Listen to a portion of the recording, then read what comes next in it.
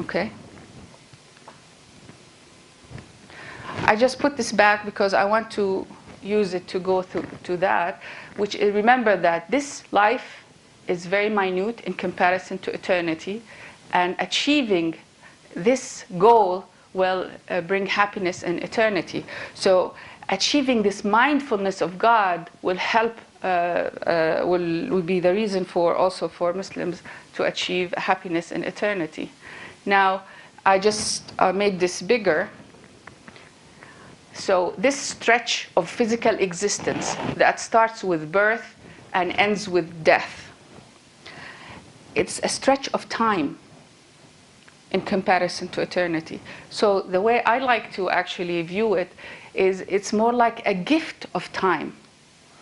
That's why a Muslim has to be really very aware how he spends or she spends her time, because every minute that passes by, if I sleep, if I drink, if I'm talking, if I'm studying, if I'm playing, if I do all of these, being mindful of God, I am achieving the purpose of ubudiyah. How does that work? If being mindful of God means two things. I am doing this for Him, and I am doing this according to Him. For example, if I'm looking at food, I am eating to appreciate the gift of God of eating. I am eating to sustain this body that He gave me. And so I am doing it for the sake of Allah, with God in mind, in my heart. Now, because I have Him in my heart, then I will be doing it according to what He said. So I will eat, for example, stuff that is healthy for my body. I should not be smoking. I should not be eating stuff that is bad for myself. Now, this is not an all or none process, as we said. People are at different levels in doing this. And this is the struggle. This is the human struggle in this life. The Prophet said once they were finishing a battle against some transgressors, and then the Prophet told his companions and said, now we finished from the smaller jihad. Jihad means struggle. And now we're going to the bigger jihad. And so his companions said, is there another battle that we're going to? And he said, it is the jihad of the nafs. It is the inner self, the struggle within ourselves. This is the bigger jihad. This is the bigger struggle.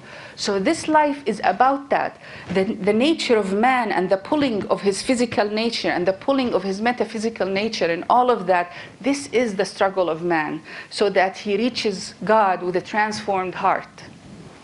And so being mindful of God at everything we do is a challenge, but this is part of our ubudiyah. This is part of how we get closer to God.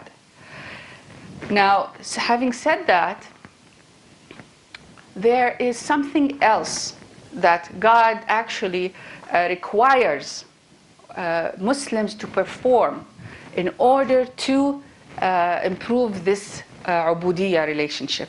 I like to view them as stations in time. If this life is a stretch of time, I look at it, these practices are like stations in time where it refocuses us. And I'll explain in a minute. Now, these are called the 5 pillars. If you heard of the 5 pillars, this is where the 5 pillars fit in. And so the first one, this is not the order, but I'd like to put them this way.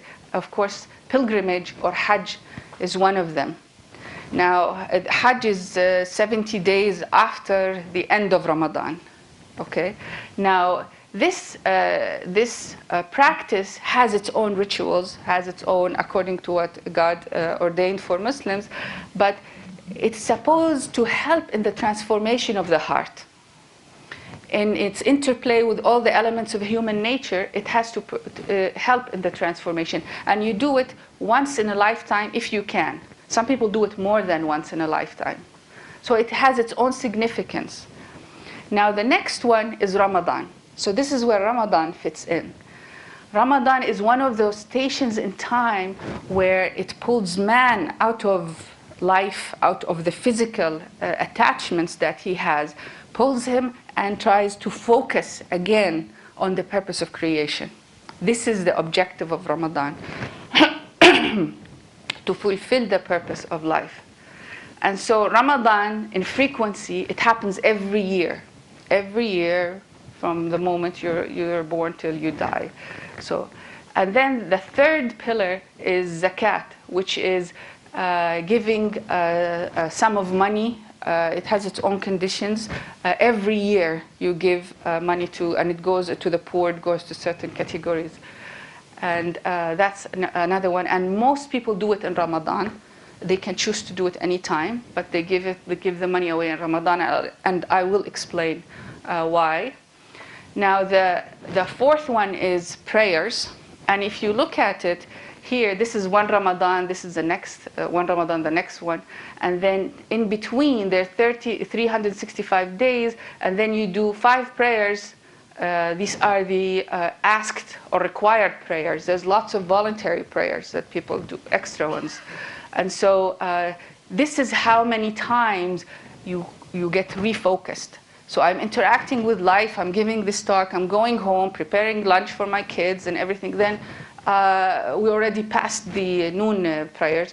Then 3 o'clock, then there's the midday prayer. So you stop everything, you go do the wudu, and you do the prayer, you refocus again on the purpose of life. After a few hours, you do the Maghrib prayers. It's a continuous refocusing on what I should be doing in this life. Now the fifth pillar is the testimony of faith. And of course, this is done in every prayers. And people do it inside, outside prayers. It actually sums up the paradigm, the Islamic paradigm, which is there's no God but God and Muhammad is his prophet. So this is where Ramadan fits in with the purpose of life. Why Muslims will be fasting in Ramadan and what they're hoping to achieve in Ramadan. Now we go to some technical details about Ramadan. Now, what is Ramadan and what is fasting? Ramadan is the name of a lunar month. In Islam, the calendar is a lunar calendar. We follow the moon. And in the prayers, we follow the sun. It is very much related to the universe. And so we follow a lunar calendar. And Ramadan is the name of a lunar month. And it's in the Quran that God asked Muslims to fast the month of Ramadan. Now, who fasts Ramadan? A Muslim who is of able body and mind and who has hit puberty. Children still fast, but they fast in stages so that when they hit puberty, they already fasted Ramadan. And I have 3 children, and they all fast all Ramadan, although some of them haven't hit puberty yet. And so it is doable. Everybody does it all around the world. Now, is fasting only in Ramadan?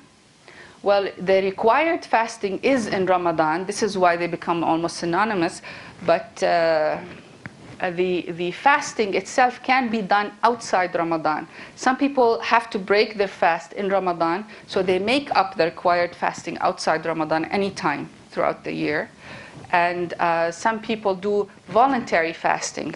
This month is the month before Ramadan. It's called the month of Sha'ban. A lot of people are fasting, and they will fast parts of this month because the Prophet used to fast, not all this month, but a lot of the days of this month. Every Mondays and Thursdays, for example, every week, you might find some people fasting. That's extra fasting. What about who will you see fasting? Well, if you're walking in the street, you won't see anybody eating. That's a fact in Ramadan. But there are people who can't fast, and there are people who are given permission. If they want, they can break the fast. People who are not fasting and they don't fast are women in their menses. And so I don't advise you to approach women in Ramadan and ask them, are you fasting? Okay, and so they don't fast, but after Ramadan, they make up the number of days the rest of the year. People who are here at the hospital, people who are sick, they're given the permission not to fast. But sometimes people are stubborn. Sometimes people don't want to interrupt their fast because they don't want to make it up by themselves throughout the year, because it's more easier and has a different flavor when everybody's fasting at the same time. So sometimes they have the permission, but sometimes they don't do it. And so people who are sick can break their fast. People who are traveling can break their fast. People, pregnant ladies, breastfeeding ladies can break their fast. People who are doing very hard jobs that requires a lot of, it's hot, working in places that is hot and they have to drink water and stuff, can also break their fast. So basically there are conditions that if it is bad for you, then you should not be fasting. Also very old people, that they just can't fast. And they are more stubborn than young people to break their fast. Now, how long do Muslims fast in Ramadan? Now, I want to look how a Muslim views the day in Ramadan, or any day, actually. If we say this is the night, and this is sunrise, and then we have the noon time, and then after that, this is a regular cycle of the sun. There's a sunset, and then we have the night, and then we have sunrise again. Now, to a Muslim, how this day is divided, first of all, there is something called, I don't know if you can see it here, Fajr. Fajr is not sunrise. Fajr is a time that, and I don't know what dawn actually means, if it really translates into Fajr, so I'm not going to use it. I'm just going to say Fajr.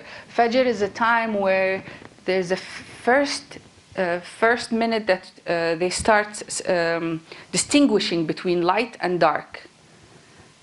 That's the time of Fajr. And this is when you hear the adhan for Fajr prayers. And so that's the time of Fajr. And then, of course, there's a prayer for Fajr.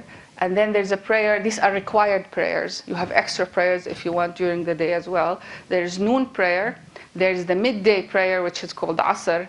And then there is the Maghrib prayer, which is after sunset. After the sun just went completely, then there's the Maghrib prayer. And then after an hour and a half, there's the Isha prayer, after there's no light in the sky.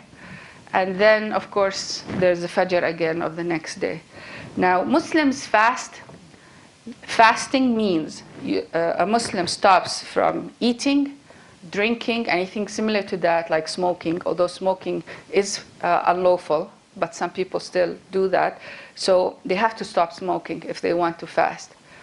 So stop eating, drinking, and intimate relations from the Fajr time until the Maghrib time of every day in Ramadan. Now, this time changes because the Muslims follow, it is related to the sun and the moon. Then it also changes. For example, at the beginning of Ramadan, Fajr will be 3 in the morning, 3:36 in the morning, and breaking the fast will be 6:21 p.m. At the end of Ramadan, the Fajr will be 3:54, and this will be 5:58. So the days get shorter because we're going into the shorter days. And of course, every country in the globe has its different length of hours of light.